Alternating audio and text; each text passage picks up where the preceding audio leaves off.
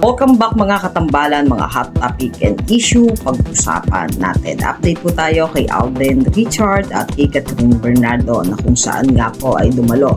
Itong si Alden Richard sa katatapos lang na premiere night ng Mission Impossible at talaga namang napakagwapo ni Alden Richard at nang makaharap nga niya si Tom Cruise ay talaga namang lutang na lutang ang kagabuhan ng dalawa at naging masinsina naman ang naging usapan nitong si Alden at si Tom Cruise.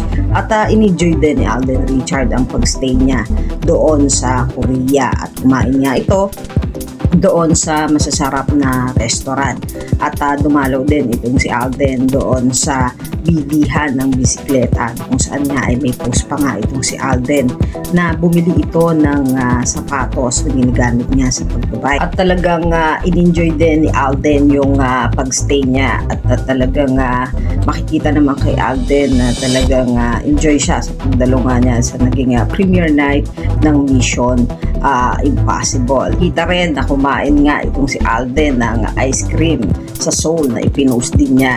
Kasama pa nga niya yung kanyang team na kumakain din sa isang restaurant. Nalalapit na nga ang lights, camera, run, takbo para sa pelikulang Pilipino at ito nga po ay bukas na at excited na nga ang lahat para sa gaganaping lights, camera, run, takbo para sa pelikulang Pilipino. Habang si Catherine Bernardo naman po ay nagkaroon ng contract signing sa BPI. Kapansin-pansin na napakaganda nga ni Kat sa suot niya nga red na dress at may kuha pa nga dito si Catherine na may hawak siya na bouquet of red flower at nagpa-picture din itong si Kat kasama nga ang mga staff ng BPI at ng boss. Nagkaroon nga sila doon ng contract signing na pinost nga din ni Kat.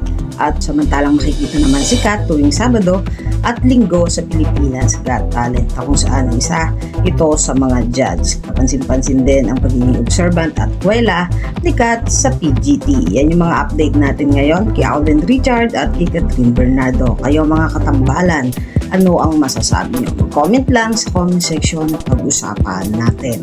Yan ang mga hot topic and issue dito lamang sa Tambalang GK.